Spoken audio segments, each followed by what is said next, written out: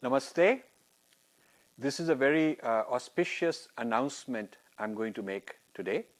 Last week, a small group of individuals very closely aligned with my work officially incorporated a new trust whose name is Infinity Foundation India.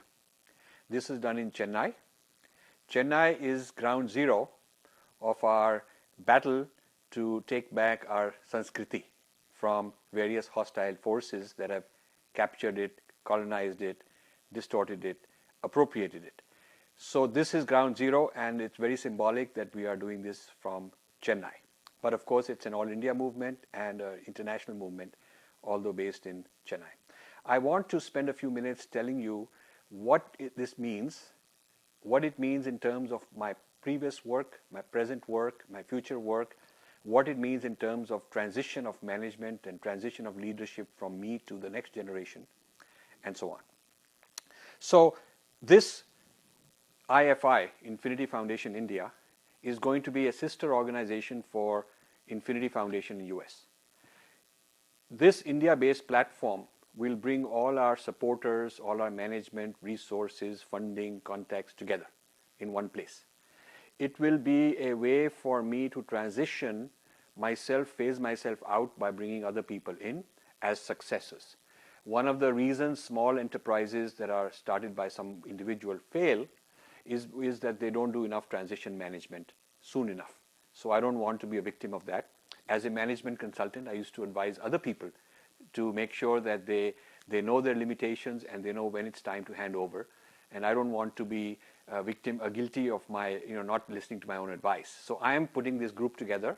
They are outstanding people in terms of their commitment to dharma, their own lifestyle, the amount of investment they've already made in following these ideas and these works. And we've also put together some basic funding, seed funding, some projects that exist. So the team is there along with the ideas and the vision. It makes it easier for us to collaborate with the government once we are an Indian organization. It makes it easier to raise funding in India because a lot of people feel more comfortable giving to an Indian entity. So we are now on par with all the other Indian NGOs and foundations in this particular space. Now, there are other organizations, a few other foundations like Foundation for Assertive Dharma and a few others that have been closely aligned with us, and they will remain our partners. We'll continue doing work very, very closely with them. But Infinity Foundation India becomes sort of the nodal agency, the central point, the nexus, if you will, of my work from here onwards. In the past, I have tried this in over 20 years, for 20 years. Many attempts were made to start similar things in India. We actually started them, but something or other would always happen. I don't want to go into names, but some things, either the people involved have turned out to have their own personal ambition, and I was more an opportunity for them to get started and then set aside because they could see other things on their own, or it turned out to be beyond their capability to handle so much responsibility, or the timing wasn't right, maybe the government wasn't right, the funding wasn't right. So there were all kinds of reasons why different opportunities didn't materialize. We did some amazing things in the past with an Indian, in India. We've done some huge conferences, 400, 500 people, multiple times. We published 14 volumes of the history of Indian science and technology without having a foundation in India, but we've done all the work in India. So it is not something new for me to be working in India because that's where most of my work has been. But creating this legal entity has some significance. First of all, I want to tell you the focus that we now have because IFI exists. This focus consists of 4 tracks. And please listen carefully. I'm going to call these tracks A, B, C, and D.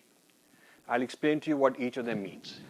Track A is where the smallest number of people will be involved, more people in B, more people in C, and D will be general public. Also, track A is where the tough intellectual work is done, very heavy original creative scholarship is done. B, it expands, more people get involved, and it's not as original or heavy, but very important. C, it becomes even more general public oriented. and D is when it becomes very mass market. So there is a flow, there is a continuity between A to B to C to D. All four of them are going in parallel, but they need each other.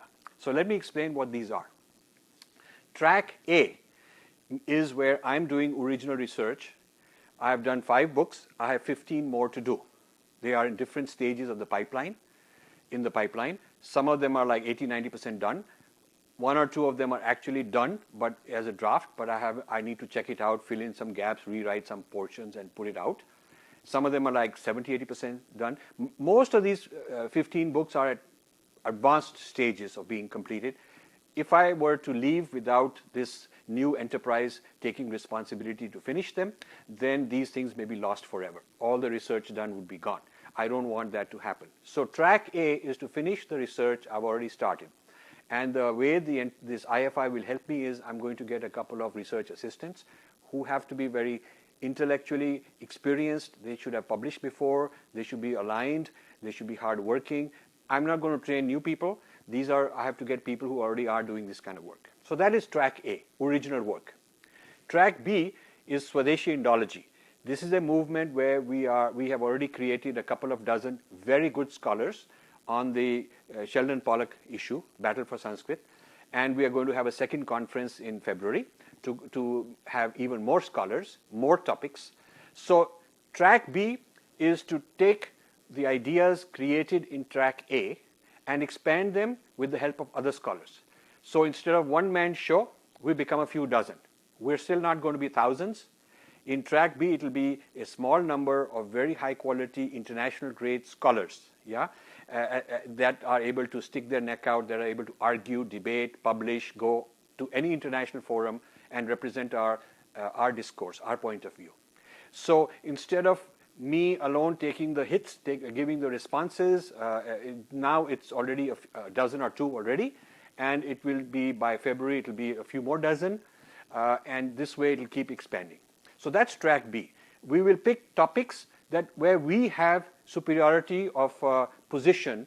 It is not just random topic picked up from the street. It is not like we bring in some scholar here, some scholar there, because whatever is already out in the public will not be something unique to us. We want to do things where we are producing game-changing ideas, game-changing discourse. So it has to be proprietary to us, something we have done, we have a lead in. We will specialize only in a few things and do them very well. We are not a general purpose trying to do everything. So we are not interested in becoming another place that does conclaves and brings a lot of people, have a mela, have a gathering of like-minded people. We're not into that. The track B is very focused, very specialized in the areas of knowledge and in topics where we have a superior position, where we are pioneers. So track B will be closely aligned to the work done in track A. So track A, to remind you, is my work, what it has been, and the future books and research we are going to complete with the help of a few other people. And track B takes this and turns it into other scholars' work. Other scholars then own it. It's their idea. They are also on board, and it's no longer mine. It is theirs. They publish these things in their name, and they build their careers. This is how paramparas are built. This is how schools of thought are built in the West also. Then there is track C. Track C is e-learning, online courses. We want to take this knowledge to more people who are not necessarily producers of knowledge. A and B are producers of knowledge. C are people who are consumers, but C are very serious consumers. They will take a course. Some of these courses will be through universities and get credit. We are going to work with the Indian government to get recognition of these courses. These courses will be based on the books I've written. So the first one we are developing on the book Being Different. A lesson could be, what is mutual respect, how it's different from tolerance, why it's better, what are some examples in your life, give some discussions, debates, arguments, so that the person who's gone through this particular lesson really understands it and he can discuss it. So we might have 30 lessons covering all the topics in Being Different. And this will consist of watching videos, reading some material, doing some homework exercises, having some online discussions, maybe some Google Hangouts, things of that sort. So each exercise, each of these lessons will take a few days, and maybe the 30 lessons will be covered in 15, 16 weeks, like one semester. So we want to create many such courses. After we've done the first one, we'll have a role model, and then we can roll out further courses. That's track C.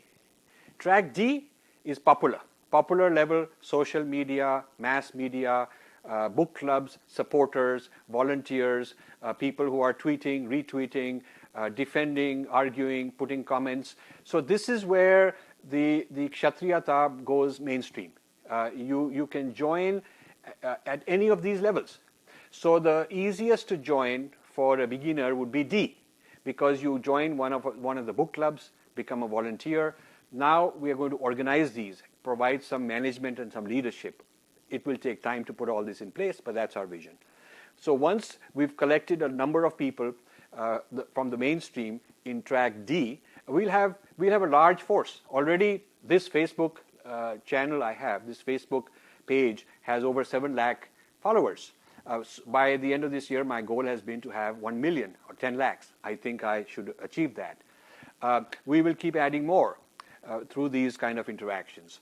So once these are all track D, the mass market, the popularization of this knowledge, so that it permeates all aspects of our society, friends, family get influenced. Those people in track D who are very serious should be encouraged to go to track C and take an online course. Learn it, get a certificate, get a diploma, get some credits for it, and be certified to become actually a person who can go and propagate and teach a particular topic. And then those who are really scholars, knowledge producers, are encouraged to come to track B by submitting a proposal, a grant proposal for one of our conferences. So Swadeshi Indology Conference number 2, which is supposed to happen, let's say in February, that's our goal. Within the next week, we'll put out a call for papers. So you watch on my Facebook page and various other places, we'll be posting a call for papers for people who want to submit a proposal. So that's what the tracks A, B, C, and D are all about. A is the most sort of specialized, most demanding, and then B is less, C is less, D is for anybody who's interested. Now, this is well thought through. It's not something we just dreamt up. I've been thinking about it for a long time. How do paramparas come about? Which ones survive? Which ones go away? How do Westerners create a school of thought? There are 4 requirements, I feel, in having a lasting impact, so that when the originator of the ideas dies, the ideas don't just dissipate and die with him. There are 4 points. One is you should have created some unique intellectual content, intellectual property, something that uniquely, distinctly yours. Could be the books I'm writing, could be the history of Indian science and technology, could be a few other things that we are doing very distinctly. So that is the knowledge corpus. That is the intellectual database of knowledge that is ours. That is very important. But this is not enough, because unless there are people who embody this knowledge, unless there are people who call it their own, who are living by this knowledge, who are propagating this knowledge, the knowledge itself will be scattered, people will appropriate it, distort it, pick out a piece here, pick out a piece there, and this will not survive as a school of thought with its own integrity. So therefore, it's important to have human resource. That's the second requirement. First is the knowledge we need, the knowledge, the discourse, the content. Second is human beings, human resource that are educated and trained in this knowledge and want to propagate it and want to develop it further. That's the human resource development. That's the second part. Third part is institutions. We need to create institutions that will perpetuate this knowledge, train more and more people, keep developing it, and the institution has to be impersonal. It cannot be that one person's linked with this knowledge, it's his knowledge. It has to become the knowledge of an institution. And that is why Infinity Foundation India is so important as an institutional body. That's the third requirement. Fourth requirement for such a system to last is popular appeal. We have to have popular branding. People have to recognize this, that this is a new way of thinking, and they have to subscribe to it. So we need to win over enough people. Like, secularism became one of these. There were original ideas, there were people who carried these ideas, the human resource, there were a lot of institutions, and this became very popular. So this Aryan theory is another one. Christianity is another one. Religions are also like that. Religions need a knowledge base. They need some propagators of that, the evangelists or whatever you want to call them. Or in the case of an intellectual tradition, scholars are needed. We've had this for Vedanta also. So all kinds of knowledge that survive for a long time have these 4 ingredients, and we want to make sure that these 4 ingredients exist for us. So I'm just giving you a framework. Then what we want to avoid is fragmentation. Fragmentation means that, typically what's wrong with many of our movements, our Hindu movements, is that they become all things to all people. They overgeneralize. They become a mela, a flea market. So they're a hodgepodge of all sorts of things, people getting together, somebody present this paper, somebody present that paper. Then nobody is really committed. Everybody is looking at it as an opportunity, as a platform to get ahead. We do not want that.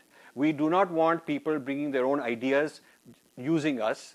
We have our own ideas, and we welcome people to join us in our ideas, propagate them further, rather than people coming with their own ideas, using us to propagate their own ideas. We're not interested in third-party ideas, even though they may be excellent, aligned with us. We wish them well, but they have to do this on their own. Even though they may be, as individuals, very good and very nice to us, but in terms of the work we do, this work has to be very concentrated on a few themes at a time, and we will do a lot of work on one theme at a time until it has the gravitas, until it has taken over, toppled the dominant discourse that used to exist and replaced it with our new discourse. So we'll take one thing at a time and really do a solid job rather than scattering ourselves. And we will stay away from opportunists who come and who want to join us, latch on to us, seem like they're helping us, but they really got their own agenda. That we don't want. So we're very careful about that. We do not want to have our ideas fragmented, broken up, and digested as a little part here, a little part gets digested there, whether it's digested into a Western thought or whether into one of our own fellow Hindus' thoughts. We wanted to keep it together. So it has branding, it has identity, it has momentum, and it's a parampara, it's a school of thought. It's a new ideology that we bring on the world stage concerning the place of our Sanskriti in the future of humanity. So a management team has just started. We have a few people. We will need more. And as time goes by, I will also be giving you little updates on how you can help. Right now, I just wanted to announce that we have started this. We do want help, but I don't want to be inundated with lots of random people saying, how can I help? Where do I help? You got to fit into A or B or C or D. Right now, where we need the most is B and C. In B, we'll need people when the call for papers comes out for our conference. We'll need very good, solid scholars, and not lightweights, not people who are just emotional, but very good, solid scholars to come and contribute papers.